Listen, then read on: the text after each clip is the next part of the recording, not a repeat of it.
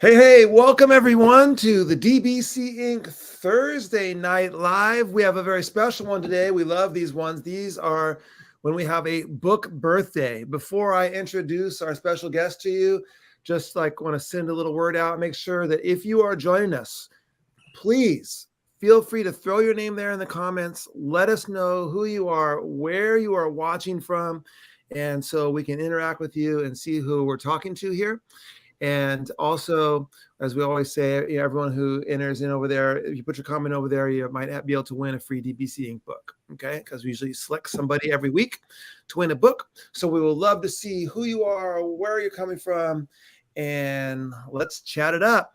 And so I have a special guest with me today on a very special day, and that it is the release of Recipes for Resilience by Dr. Rob Martinez. And Rob, thank you so much for joining us on the show, and congratulations on your new book.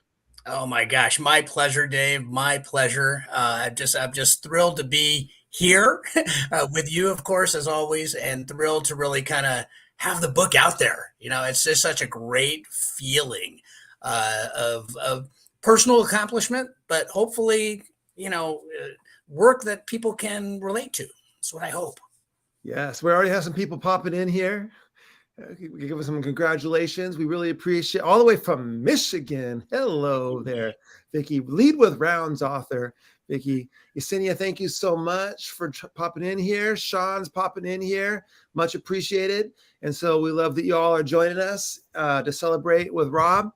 So, Rob, for those who do not know you, give us a kind of a little bit about where you're coming to us from and what your current context is. And, you've kind of been on a little roller coaster of a couple different positions lately and a couple different things. So kind of what's the current status of Rob Martinez? Oh my gosh. So Rob Martinez in a nutshell. Here we go.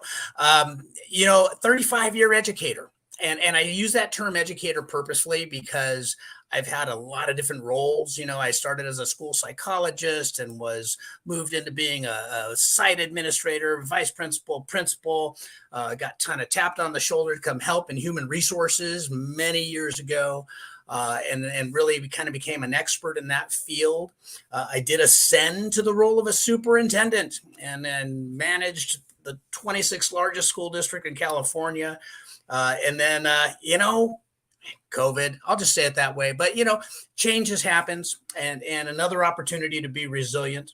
So I actually dabbled in the charter school district for a while, organizations. And now I've recently, this last year, came back to Antioch Unified School District as their chief of human resources. It's an assistant superintendent role, which I'm loving. Dave. We've talked so much about how what a struggle it is to get people in education. And it really kind of allows me to get connected again to our new teachers, to veteran teachers, to our support staff who's doing the important work on the daily, and really figure out ways to help schools and systems. For me personally, again, the story a little bit is that I grew up in just an amazing family, an amazing expanded Hispanic family. And we had some tragedy that struck our family when I was really just a pre-adolescent, right? And that created some turmoils and some challenges that I talk about in the book a little bit. And it was always school and those amazing people at school that somehow got me back to being grounded. And that whole learning experience stuck with me. So as I kind of somehow miraculously, with the help of one of my brothers, made it through high school and almost was decided to be, I'll just go get a job. But no, getting to college and persevering and getting my bachelor's degree and persevering and getting my master's degree and become a school psychologist. And then it always went back to a lot of lessons learned. So this book, I hope, without preaching, kind of helps people, I think, in the sense of being reflective in their own process so that they can hopefully carry this message on to help our kids all across, really everywhere. I'll say everywhere, because I think the messages can relate to people and can resonate.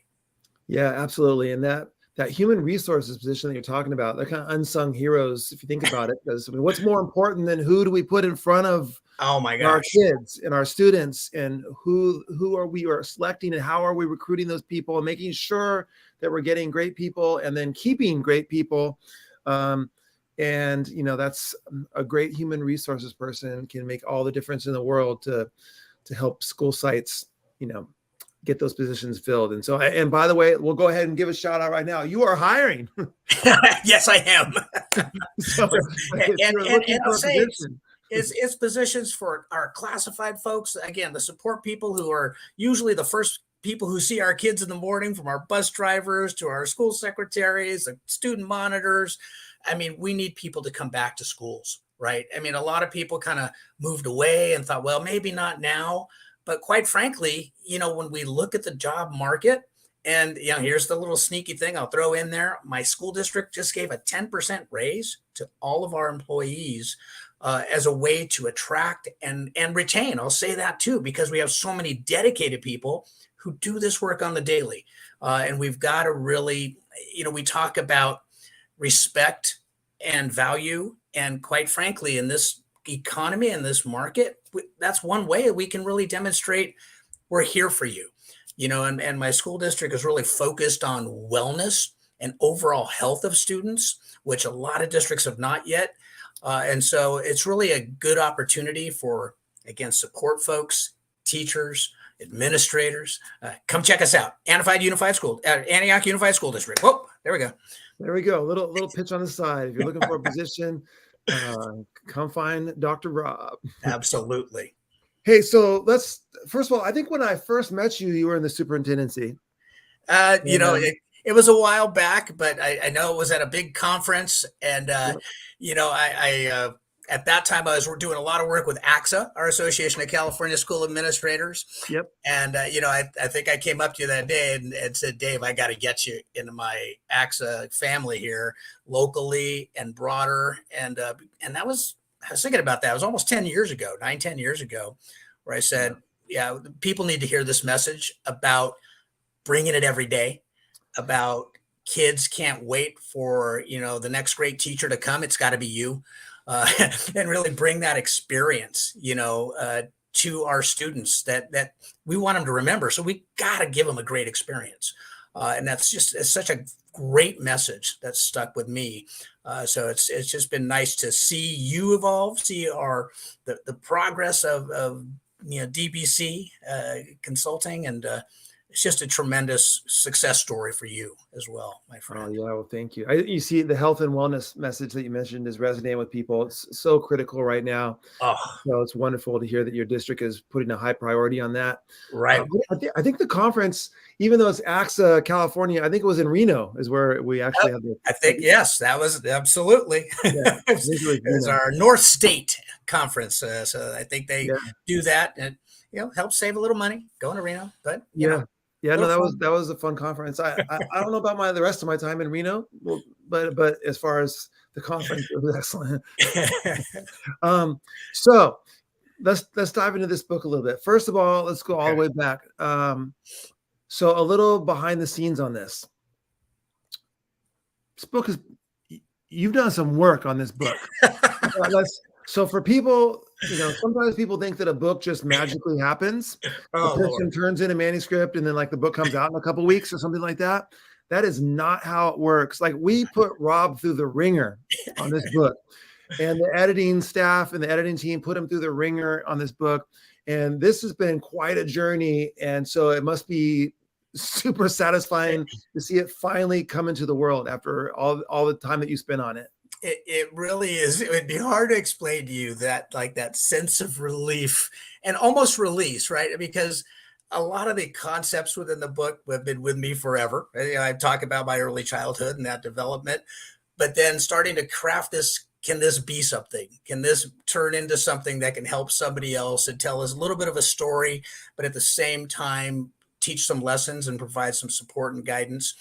And so I think at one iteration where maybe I was cresting on about 60,000 words, and this monolith of ideas was in front of me, and working again with yourself and the team. And we said, now, Rob, great ideas, but we want to be really focused. And so that process, though, was tremendous for me personally, professionally.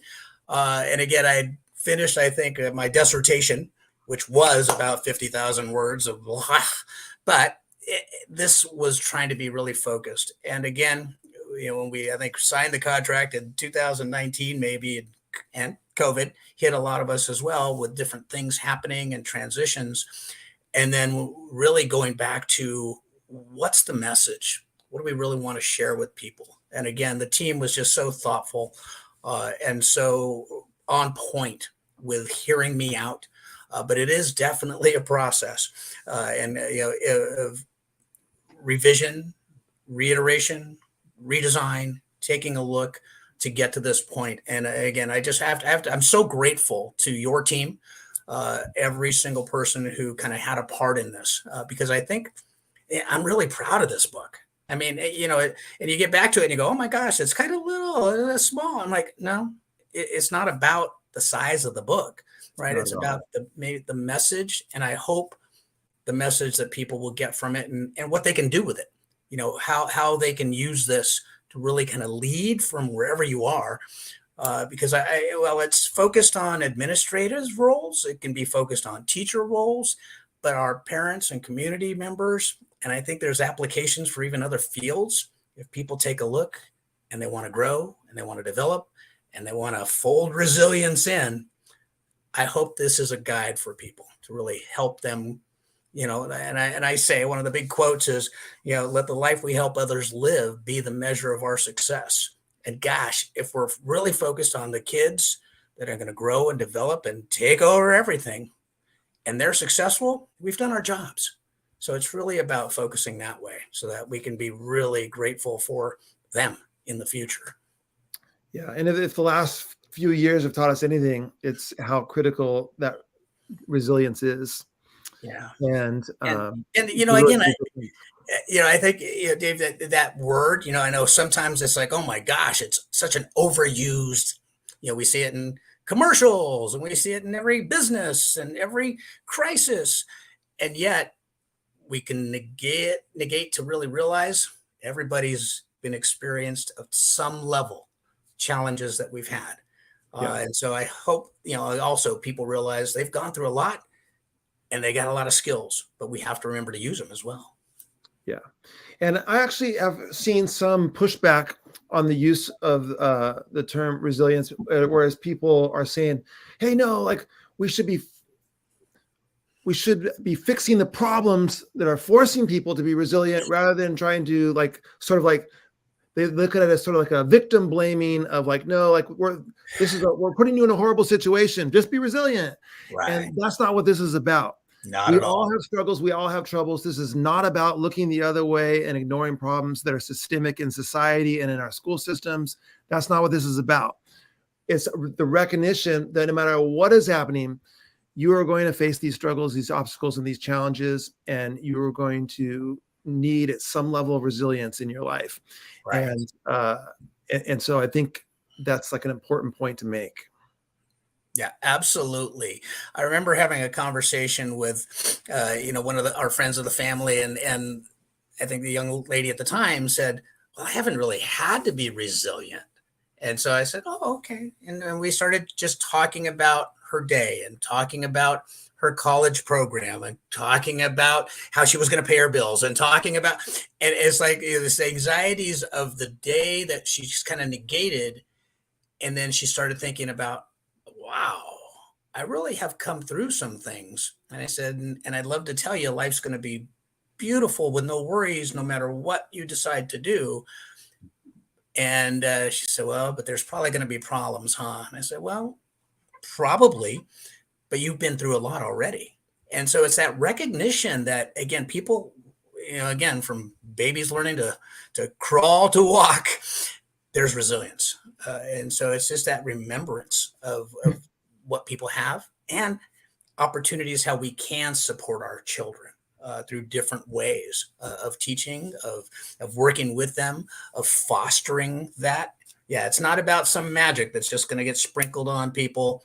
It really is about a conscious awareness of what are we doing to support people and ourselves. Right. And so one of the things that we pride ourselves in at DBC is making sure that not only is there a practical message with takeaways for educators, but that authors are encouraged to share their story, their voice in the projects. And so that's one of the things I love about your book, Rob, is that um, your personal narrative is woven through it and informs some of these lessons that you're trying to impart to other educators. And so I love the fact that when you read one of our books, you read Rob's book, you're going to learn about some of his upbringing and some of the challenges he's faced. And that's going to be part of the journey too. So when you come up and see Rob at a conference somewhere, you're just going to be able to feel like you already know him because you've read the book. That was a conscious decision, and I say this in the book. It's not about me trying to tell a woe was me, and for that, but it's a sense of relating to people, and in conversations that we have, and I have with employees every day, or have with folks at the supermarket. It's understanding the personal stories of people is so important, and especially within our educational system. Becomes far too easy to define our students or to have data define them rather than getting to know and understand their stories. And so that's why, I really felt that I needed to share some about me so people understood the perspective. And it's not really just necessarily to share about me, but it's to kind of foster that process of what I went through. And I think as I work with people and I say, well, think back, and we go through some questions, what helped you? What guided you? And, a lot of us have said, oh my gosh, if it wasn't for that one teacher, if it wasn't for that one person at school. And I think for our kids, they deserve to have a list of 100 people going, right. If it wasn't for that whole community of people, I mean, that would be just glorious for people to go, well, I can't remember the name because there's so many people who were helping me. And that's on all of us, really. Yeah. If we're part of the education system, we've got to be there for the kids. Yeah, for sure. And Rob, remember we got a chance to connect at, was it Teach Better, right? Was it? Yeah, Better. Teach Better in October. And when you're speaking about these topics, is this something, and this is something that you can be brought in to speak about these topics, just for people who are listening, to know at your conference, school system, resilience is so important. And so you can bring Rob in to talk about the message of the book, as well as get the book. And as always with a DBC book, we love book studies. We'll get you together with Rob. He can Zoom in, whatever, meet with your book study group, and be a part of the process. And so that's something that like a service that we offer as well. But when you're speaking about this topic, I would imagine it's something that's resonating with educators more than ever. Oh, absolutely. Our folks have given so much. I mean, really, and it's been quite a challenge. Everybody go home, and then everybody get on Zoom, and then now you have to learn new technologies, and then you can't even get together with your colleagues really unless you're meeting them.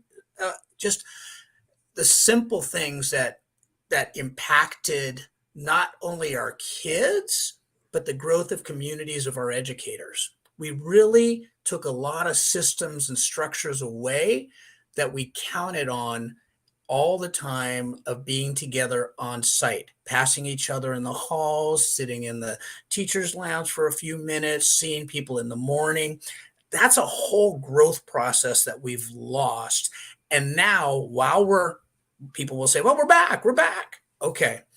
But we've lost some things, and we've lost kind of a lot of the history even that we've developed with other people who aren't there now. And so we have to really kind of, as educators, I think, consciously reconnect on different levels that we've lost, because we see it play out. We've heard that term of, dysregulation sometimes in our children. And I take people back sometimes in a conversation about, let's just start moving a little bit, just start rocking. And then if you ever had a baby in your arms and you start to calm down a little bit, and it's that process that right now we all need to rock each other at some moments to say, it's okay. We've been through some stuff. And now we can still move forward and help our kids, but help each other. So it's a process. And, I think our teachers, again, and I'll say our support providers, educators broadly, administrators through this last year, where again, oftentimes the administrators like, you just do it all, you just keep going. And we've now seen many of them exhausted, right? It's exhausted because they haven't had any downtime. And so superintendents, district personnel, board members who are recognizing this and coming back to the wellness. I mentioned that our focus is to have wellness centers at every one of our elementary schools. Our new expansion that we actually agreed to within our process is to have restorative practice trained professionals at our secondary schools as well. So it's a whole wellness cycle, kind of a resilience wheel, if you will.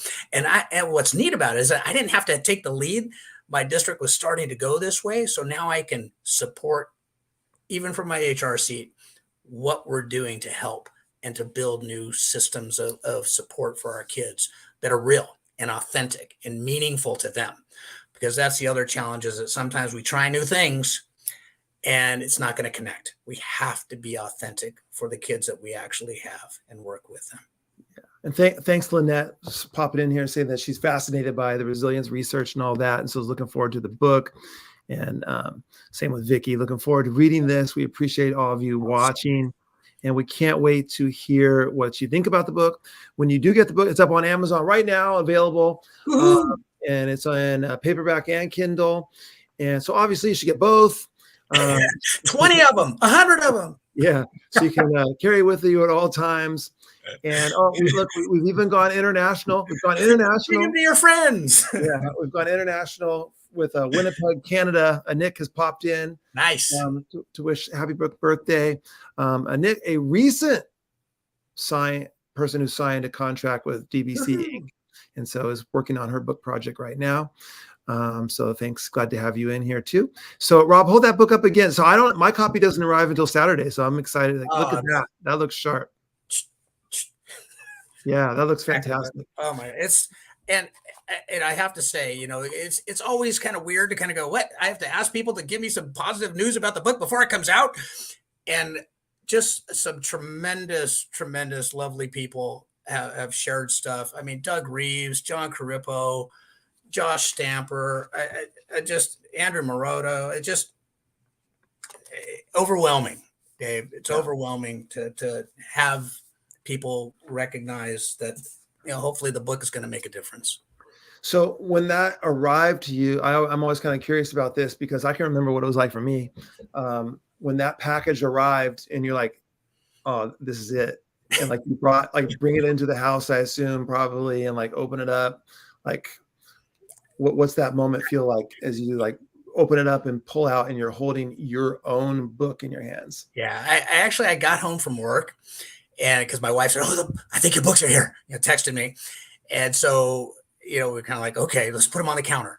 And I kind of stared at the box for a few seconds, like they're in there. Because it was, we talk about birthday and I'm just like, oh my gosh. Okay.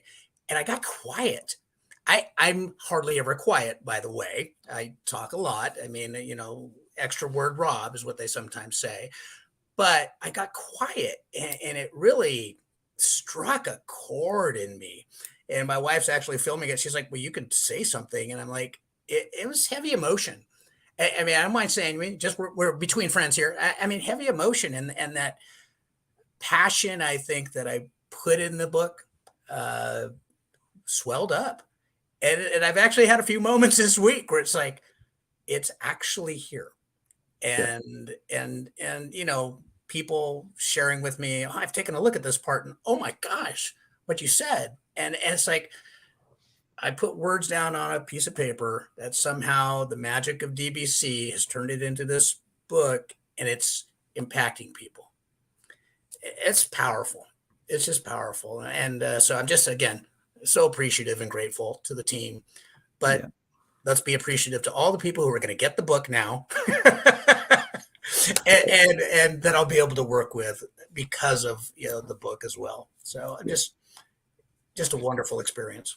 And that's another thing for everyone listening. We really try to focus on the book as the start of the conversation. So we do not sign people who want to write a book and then go off and do something else. We sign people who want to write a book, and then that's the start of the conversation. They want to connect, they want to collaborate, they want to communicate with you, they want to hear what you're thinking about the book. They want to, they're available for conversations about it and all that kind of stuff like that. So if you have some interest in resiliency and how to create systems at your school, which encourage that for students and staff. This is for both students and staff. In fact, the subtitle is Nurturing Perseverance in Students and Educators.